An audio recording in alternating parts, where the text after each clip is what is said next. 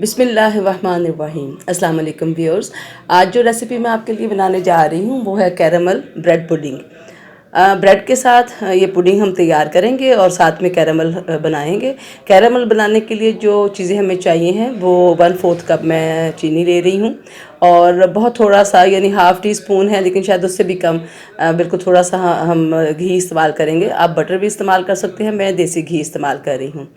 तो एक पैन के अंदर हम बहुत ही लो फ्लेम के ऊपर, वेरी लो फ्लेम, बिल्कुल हल्का हल्का सा फ्लेम है, उसके ऊपर मैंने 1/4 कप शुगर जो थी उसको पैन में ऐड किया और आहिस्ता आहिस्ता उसको हम हिलाते रहेंगे ताकि वो एक जगह पे गुठली ना बन जाए। तो हिलाते रहेंगे और आहिस्ता आहिस्ता उसकी चीनी जो थी वो पिघलना शुरू हो गई। तो अब चीनी जो है वो पिघल चुकी है और इस फॉर्म में आ गई है। यहाँ पर हम इसके अंदर जो है वो थोड़ा सा जो हमने घी था वो डाला और डालने के बाद जो है हम इसको एक बर्तन में, जिसके अंदर एक मोल्ड में, जिस बर्तन में हमने अपना पुडिंग को तैयार करना है उसके अंदर हम इसको डाल के रख दूँगी। 6 ब्रेड मैं इस्तेमाल कर रही हूँ पुडिंग के लिए। ब्रेड पुडिंग है तो 6 ब्रेड के लिए हैं मैंने पीसेस लिए। उसके बाद उनके किनारों को रिमूव कर दिया है और उनको जो है छोटे छोटे पीसों में मैंने कट कर लिया है। कट करने के बाद हम इसको बहुत ही बारीक जो है वो श्रेड कर लेंगे। चॉपर के अंदर मैं इसको बहुत ही बारीक श्रेड कर लूँगी और उसके बाद जो है हम इसको अपनी जो पुडिंग हम जब बनाएंगे तो फिर हम इसको इस्तेमाल करेंगे। उसके बाद ना पुडिंग बनाने के लिए जो हमें और चाहिए है, अज्जा चाहिए हैं।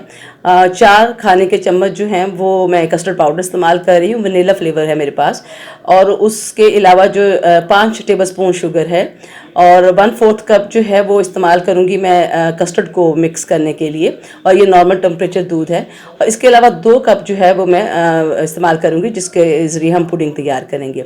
तो पैन में सबसे पहले मैं दूध को ऐड कर रही हूँ। दूध ऐड करने के बाद इसको थोड़ा सा हम बॉयल आने देंगे। जब ये उबाल आ जाएगा इसके अंदर तो फिर हम इसके अंदर शुगर को ऐड कर देंगे। तो दूध अभी हमारा जो है वो पक रहा है। जितनी देर में ये पक रहा है उतनी देर में हम अपना ब्रेड जो है उसको रेडी कर चुके हैं और ब्रेड भी रेडी हो गया। दूध जो था इसके अंदर जब ये बॉयल गर्म हो गया थोड़ा सा, तो अब मैं इसके अंदर शुगर को ऐड कर दूंगी और ये आहिस्ता आहिस्ता पकता रहेगा। 5 खाने के चम्मच शुगर ऐड किया, 2 कप दूध है 6 ब्रेड के लिए। अगर आप ब्रेड 4 करते हैं तो फिर आप दूध को 1.5 कप कर लीजिएगा। अच्छा व्यूअर्स, एक चीज़ और है कि अगर इस जगह पे हमें लगे कि हमारी पुडिंग सख्त हो रही है तो हम इसके अंदर और दूध भी थोड़ा सा ऐड कर सकते हैं, लेकिन हमें इसको थिक फॉर्म में ही रखना है। हाँ जी, 1/4 कप जो था उसको मैंने 4 खाने के चम्मच जो वनीला कस्टर्ड था पाउडर था उसमें मैं डाल के इसको मिक्स करूँगी और इसकी पेस्ट बना लेंगे। ये देखिए हमारी तैयार हो गई। जब ये दूध जो है हमारा उबाल आ जाएगा तो हम इसके अंदर ये आहिस्ता आहिस्ता जो है वनीला एसेंस वाला वनीला कस्टर्ड पाउडर का जो पेस्ट था वो इसके अंदर हम डाल देंगे। आहिस्ता आहिस्ता इसको मिक्स करते रहेंगे चूँकि दूध हमें ये थिक वाला कस्टर्ड तैयार करना है पुडिंग के लिए। ये देखिए बहुत जल्दी हमारा ये इस फॉर्म में तैयार हो जाएगा। लम्प्स नहीं होने चाहिए, बिल्कुल एक स्मूथ सी पेस्ट तैयार करेंगे। और उसके बाद हमने जो ब्रेड के क्रम्स बनाए थे उनको ये देखिए ऐड करके मैंने इसको मिक्स कर लिया है। अच्छा व्यूअर्स, इस पॉइंट के ऊपर अगर आपको लग रहा है कि ये हमारी पुडिंग जो मैंने तैयार की है ये थोड़ा सख्त है तो आप इसके अंदर 2 खाने के चम्मच जो है करके दूध डाल सकते हैं। 1 या 2 या 3 दफ़ा यानी थोड़ा थोड़ा करके आप डालेंगे और उसको फिर मिक्स करेंगे तो आपको इसका अंदाज़ा हो जाएगा। हमारी पुडिंग तैयार हो गई। अब जो हमने मोल्ड के अंदर जहाँ हमने कैरमल हमने डाला हुआ था अपना, उसी जगह के ऊपर हम इस पुडिंग को ऐड करेंगे और ऐड करके हम इसको प्रेस करके इवनली इसको थोड़ा सा सारी साइड्स पे इवन कर देंगे ताकि ये जो है यानी बराबर कर देंगे ताकि किसी भी जगह पर जो है इसकी ऊंचा नीचा ना रहे और ये अच्छी तरह से जुड़ जाए। उसके बाद जो है हम इसको, ये देखिए मैंने फॉयल पेपर के साथ इसको कवर कर लिया ताकि ये स्टीम से ऊपर ख़राब ना हो जाए, क्योंकि हम इसको स्टीम में तैयार कर रहे हैं। तो एक पैन में मैंने देगची में पहले ही पानी गर्म होने के लिए रखा हुआ था।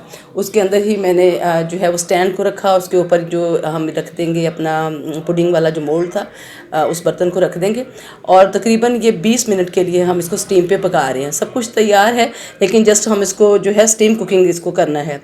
लीजिए 20 मिनट गुजर गए, हमारी पुडिंग तैयार हो चुकी हुई है, कैरामल पुडिंग, और इसकी ये वाली फॉर्म बनी है।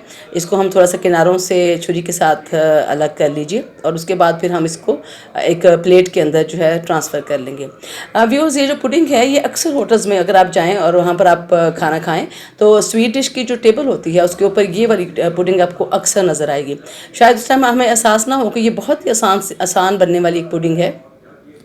और इस पुडिंग को मैंने यहाँ पर जब मैंने इसको बन गई थी 20 मिनट तक पकने के बाद फिर मैंने इसको रूम टेम्परेचर पे ठंडा किया और फिर फ्रिज में इसको कम से कम ये 2 घंटे मैंने रखा था और अब ये ठंडी हो चुकी हुई है।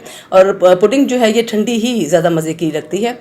ये देखिए मैंने इसको अब इसका एक पीस कटिंग किया है तो अब देखिए ये कितनी बिल्कुल इसकी स्मूथ सी शेप है और लग ही नहीं रहा कि ये मतलब इतनी आसानी से ऐसे मतलब तैयार हो जाती है। और इसके लिए कोई ज़्यादा इंग्रेडिएंट्स भी आपको नहीं चाहिए। बहुत थोड़ा सा दूध है, ब्रेड है, चीनी थोड़ी सी हम ऐड कर रहे हैं क्योंकि हम कैरामल यूज़ कर रहे थे, इस वजह से हमने पुडिंग के अंदर बहुत थोड़ी शुगर को इस्तेमाल किया है।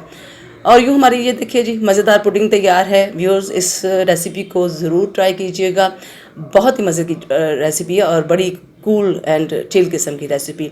और अपने कमेंट्स से मुझे ज़रूर आगाह कीजिएगा। मेरे चैनल को ज़रूर सब्सक्राइब करें, लाइक करें और शेयर करें। अपना ख्याल रखिएगा। अल्लाह हाफिज़।